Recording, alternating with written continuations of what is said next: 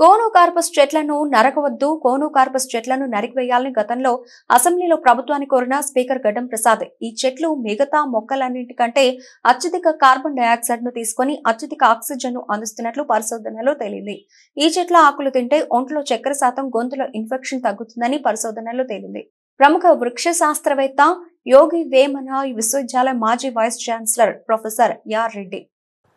ఈ కోనోకార్పస్ గురించి యూట్యూబ్లోను వాట్సాప్లోనూ వచ్చిన విషయాలే కానీ సైంటిఫిక్గా ఉన్న విషయాలు చాలా తక్కువగా ఉన్నాయి.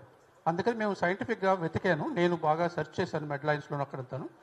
అందులో చూసింది ఏంటంటే ఈ వృక్షానికి ఫస్ట్ ప్రాపర్టీ కార్బన్ డైఆక్సైడ్ గాలిని బాగా ఎక్కువగా పీల్చుకుంటుంది. తక్కువ కాదు, ఎక్కువగా పీల్చుకుంటుంది. ఆక్సిజన్ వాయువును వదులుతుంది. కాబట్టి ఇది very good tree for us. 1 point. మిగతా దీనికి మెడిసినల్ ప్రాపర్టీస్ ఉన్నాయి. Anti diabetic property, antibiotic property, metal absorption property, అలాంటి చాలా ప్రాపర్టీస్. ఇవన్నీ కూడా మాటలు చెప్పుకునేవి కాదు, లాబొరేటరీలో రీసెర్చ్ చేసి రివ్యూ చేసి పబ్లిష్ చేసిన ఆర్టికల్స్. కాబట్టి సైంటిఫిక్ ఎవిడెన్స్ దీనికి ఈ మొక్క మంచి లక్షణాలే ఉన్నాయి.